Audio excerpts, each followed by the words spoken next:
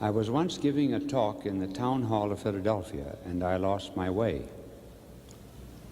And I asked a boy, "Where is the town hall?" And he told me, I do not remember the exact address, but something like 12th and Chestnut. And he said, "What are you going to do there?" I said, "Give a talk." "On what?" Well, I didn't want to tell him that I was talking on my usual subject, which will be my subject this afternoon, the accipito frontalis of the convolistic convolutions of the metaphorical obliquarum pelviarum. So I simplified it, and I said, "Well, boys, I'm going to talk on heaven and how to get there. Would you like to come and find out?" They said, "You don't even know the way to the town hall." I was giving a lecture not long ago in a hall, and I was heckled from the hall. Someone interrupted, it was not at all to the point of the lecture, and said, "How was Jonas in the belly of the whale for 3 days?" I said, "I really do not know. But I said, when I get to heaven, I will ask Jonas." He said, "Suppose Jonas isn't there." Well, I said, "Then you ask him."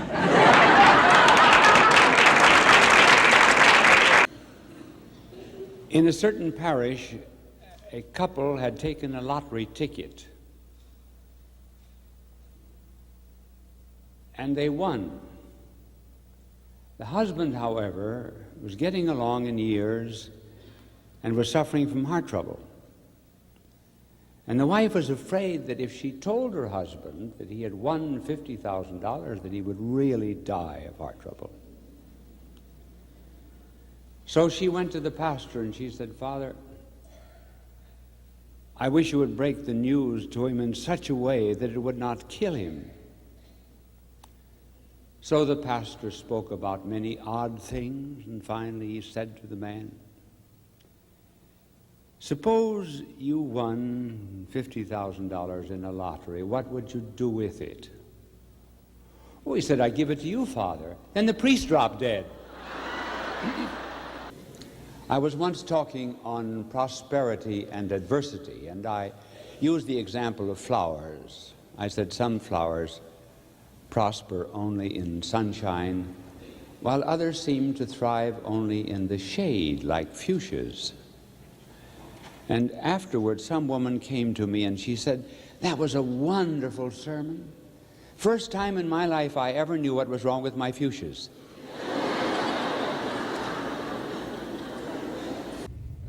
This morning I was trying to cross Fifth Avenue, and every time I tried to cross with the light, cars were turning.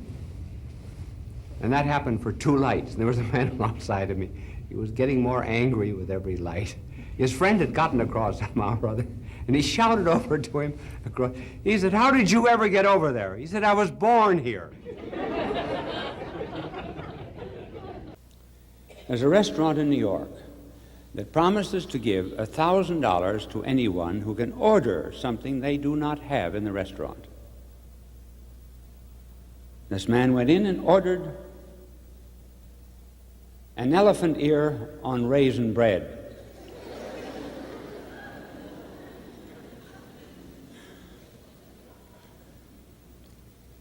The waiter said, "Do you want an Indian elephant ear or an African elephant ear?"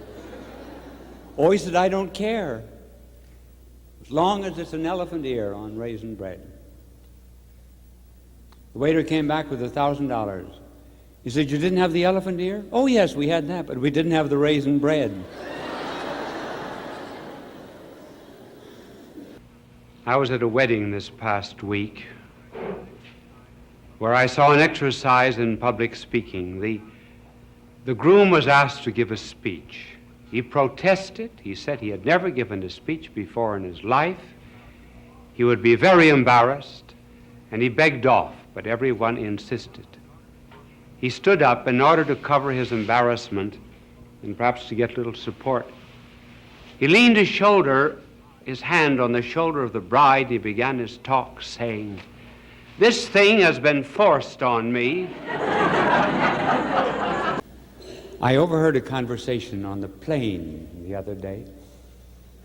two women in front of me, and one woman said to the other, "Oh, what a beautiful diamond you have, Mrs. Plotnick." "Yes," Mrs. Plotnick said, "it's a 40-carat diamond.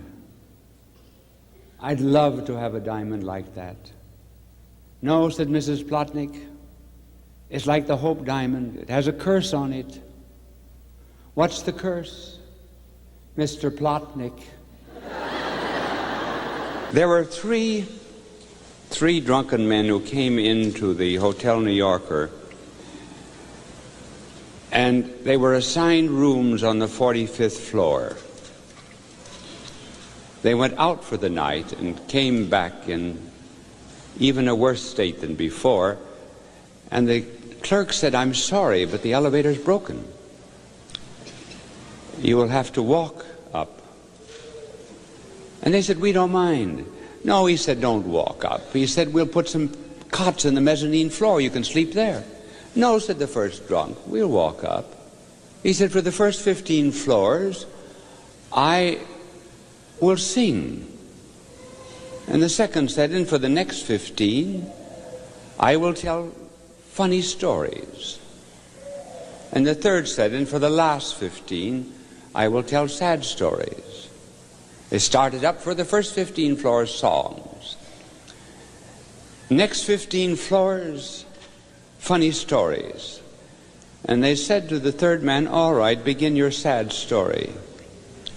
He said, "I forgot the key."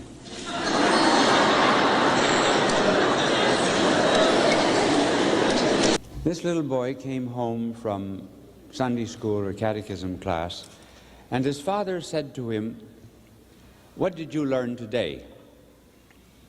"Oh," he said, "I learned how Moses defeated the Egyptians." "How did he do it?"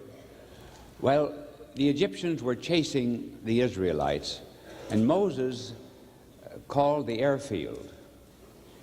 And the airfield flew in some engineers, and they built some pontoon bridges over the sea. And the Jews crossed over the pontoon bridges. Then another fleet of planes came, and they bombed the pontoon bridges as the the Egyptians were on them, and they were all killed." Father said, "Is that what they told you?" "No," he said, "it isn't, but if I told you what they really said, you wouldn't believe it." I must tell you, first of all, about some things that happened to me.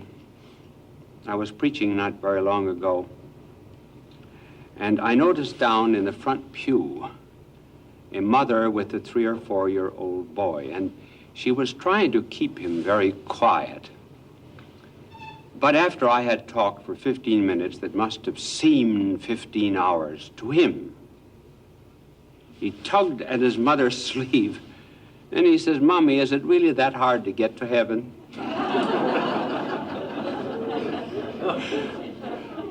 And another little boy, when he went to confession, he had in the back of his mind the commandments. And he could be heard going through the commandments in one fashion or another, and then after he had named them to himself, then he would begin the confession of sins. And he was saying, "No strange gods before me." "No, I didn't adore any strange gods." "Thou shalt keep holy the name of the Lord." I cursed a couple of times, Father. "And keep holy the Sabbath day." I went to Mass every Sunday. Honor the father and mother. I disobeyed my mother about 18 times and my father about 6 times. Thou shalt not kill. I didn't kill anybody.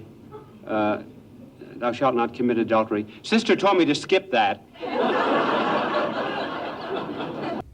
But in Rome, there are about 400 churches. Traffic is terrible. Fred Allen said that they have a church on one corner in Rome into which you go to pray that you'll get across safely. They have a church on the other side. You go in to thank God that you made it. You know, there are all kinds of stories about good news and bad news. Did you ever hear about the doctor who came to a patient in the hospital and said, "I'm awfully sorry, but I shall have to take off your leg." So he amputated it. The next day he came in and said, "I have some good news for you and some bad news." The bad news first. I took off the wrong leg. And the good news, the other leg is getting better. I was talking in upstate New York on one occasion, and I went into the barber shop in the afternoon of the lecture. The barber did not recognize me. He said, "Are you going to that lecture tonight by Bishop Sheen?" I said, "Yes." He said, "Do you have a ticket?" I said, "No, I don't." Well, he said, "All the tickets have been sold. You probably will have to stand." I said, "You know, it's a peculiar thing that every time I go to hear that man talk, I always have to stand."